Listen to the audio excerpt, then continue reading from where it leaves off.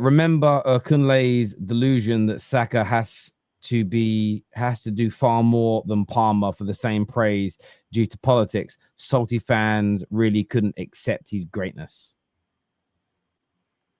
I still stand by it, but big up Palmer. Also, I do have to say this as well. Speaking of fads not accepting greatness, Henry, is Thomas Frank still better than my manager? Just yes or no?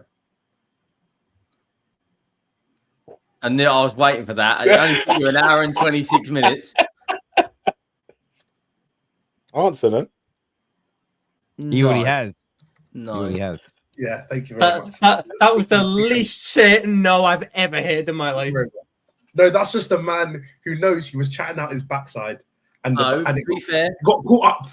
It caught up to him quickly. The source got better of him. Yeah, to be fair, he has had a very, very good first season at Chelsea, and it's based on what he's won against who he's won it against. Frank hasn't really done anything yet, has he, in terms of silverware? So I can't really. But there is next season, and Frank's come into a winning team. So I don't think you're going to be changing that decision next season, bro. No, you're probably right. But yeah, there's no buts here.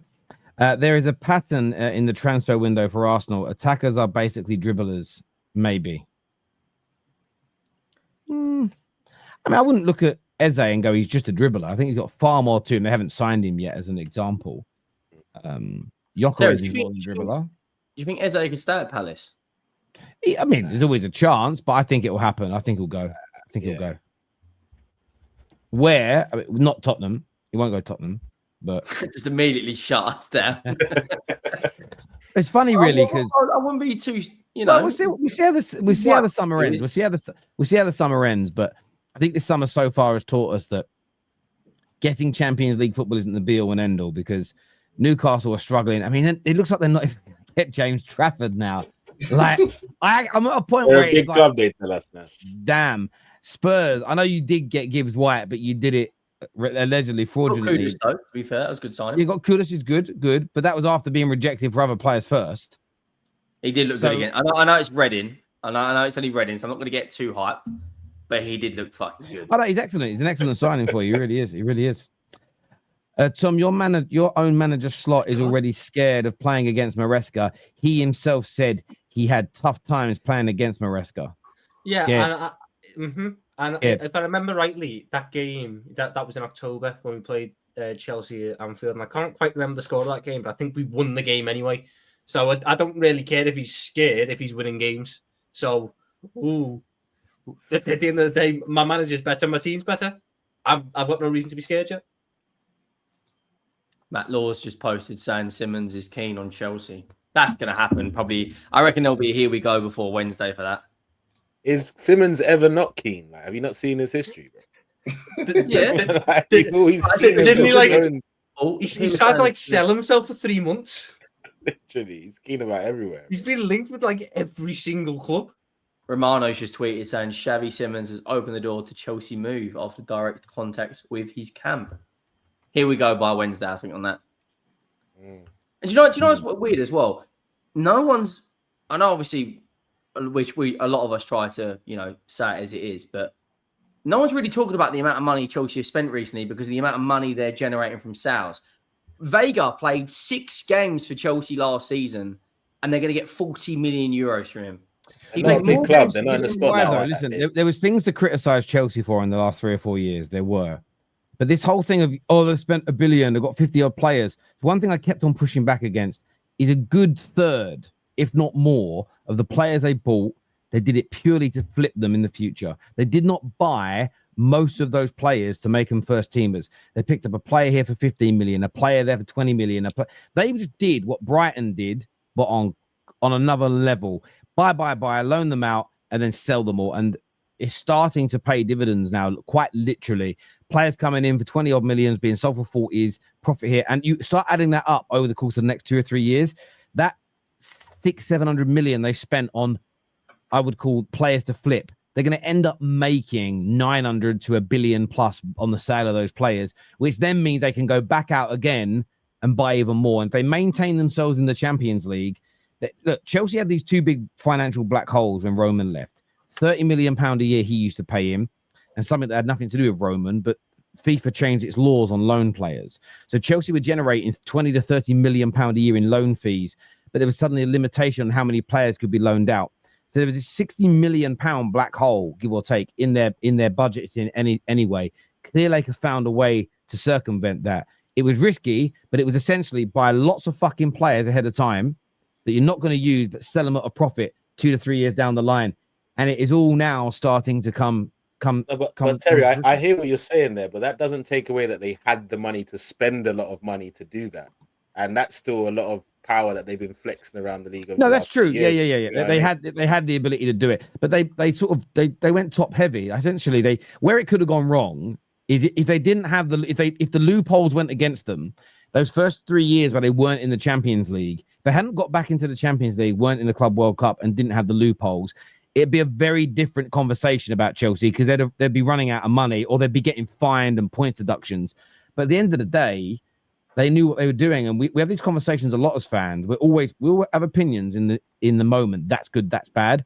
The amount of times though we say things like that, and then you rewind, you fast forward 2 or 3 years, and you think, oh shit, they did actually know what they were doing. They did have a plan. They knew what they were doing. Kind of last summer, most Liverpool fans were like, what the fuck are we doing not buying no one? Turns out you knew exactly what you were doing. Assessing the squad, you knew how good it was. You knew the reason you fell off was Klopp running out of energy, not that your players were bad. The problem is fans didn't see it that way. So as much as we were entitled to opinions, I always think we should be open-minded to being wrong, because there's a few examples here where we were. Guys that struggle to grow moustache equal aggressive. Is that aimed at Tom? Has Tom got a moustache there? Can we see? Oh. Yeah, nice.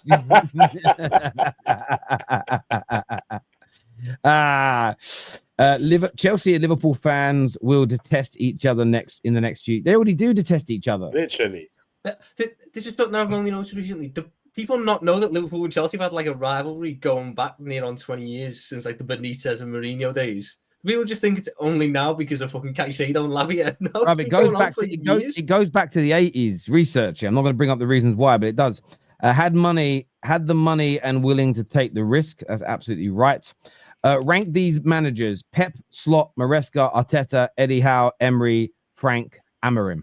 Oh, jeez, that's a list. Well, Jesus. Pep's top. That's it. First of all, Yeah, Pep's top. Pep, Slot. Who's second? Slot. Second. I'd go with Pep, Slot. Oh, you wanted to say Emery, but you just looked at his track record. That's what just happened out there. Yeah, you want to say Emery. I'm going to go Pep, Slot, Amorim, Maresca, Arteta, Emery, Frank. Sorry, what? Yeah, my manager's won league titles. Unai Emery got 4 European trophies. Wait, did you put Amorim He put Amorim third. Yeah. in terms of managers who are actually considered to manage Chelsea, it would go Pep, Slot. Just say it, bro. Say it, man. No. Hey, look at you. Right. Your heart spoke for a second there. Your head. No. Because realistically, of course, I want Maresca to man. But right now, I'll put Maresca number 1, because actually, like, for my team right now, Maresca might be the best option. Okay, but what about his overall manager? You know what I mean? I don't care about fit for Chelsea, just the overall manager, David. Rank them as an overall manager. This Nigerian politician always doing this. Go on, overall manager, I'd go Pep, Slot, Arteta, Maresca.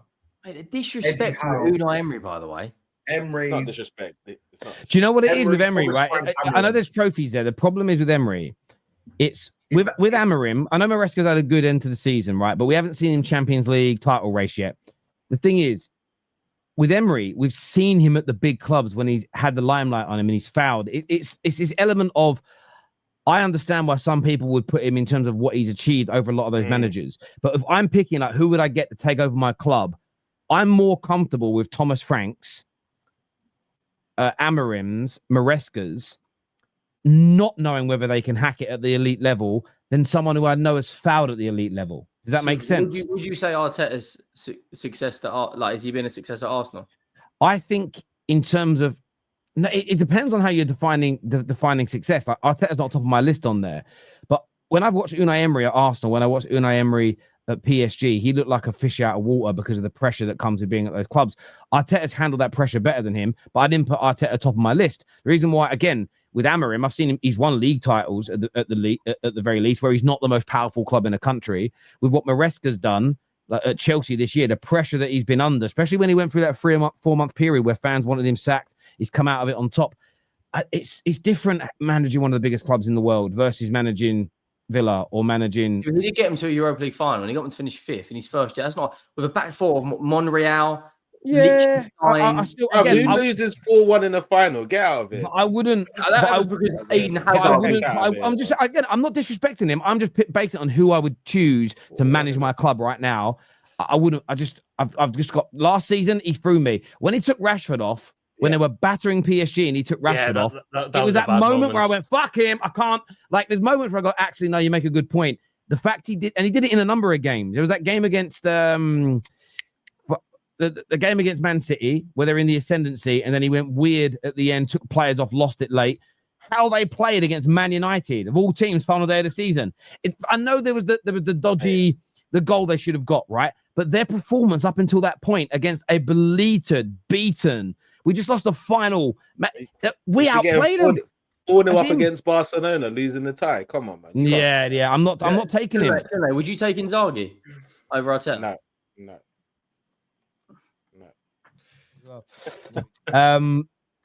This here says, why don't you reply the same logic towards Ruben? What do you mean? What's you referring to there, mate? Well, again, when Unai enough time. Yeah, I mean, look, there's time that's got to be given. I know you don't like Ruben Amorim, but when did Ruben Amorim take over a one-horse race in France with a team with all the money and do a bad job? The Arsenal thing, he did take over a bad situation. That's absolutely a fair point there, and it didn't work out for him.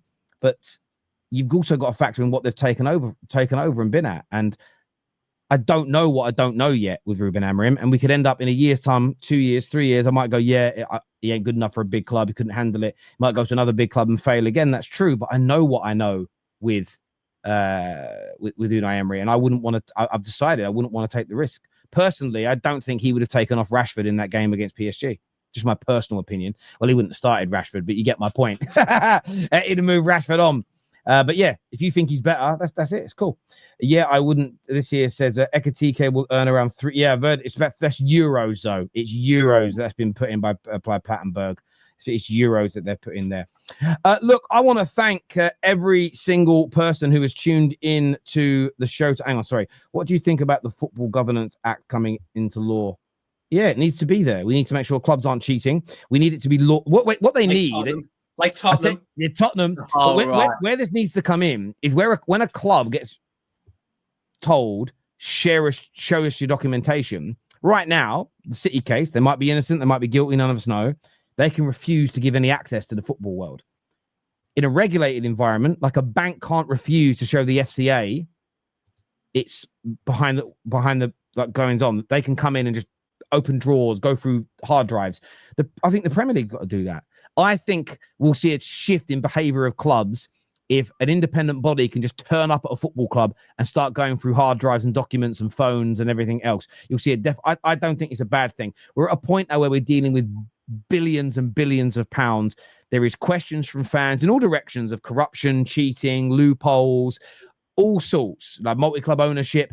The more powerful people get involved, the more money that gets involved. I do think there needs to be an element of regulation here just to make sure. And listen, when you start dealing with billionaires and things like this, money laundering, all sorts of things can go on. Absolutely, there's got to be governance over that money, in my personal opinion. So I agree with it.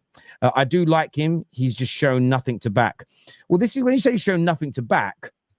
That's fair, but I've seen what he's done at Sporting. I saw him taking over a broken club that was failing, and it took him a year and a half or so to get his feet under the table and get it right.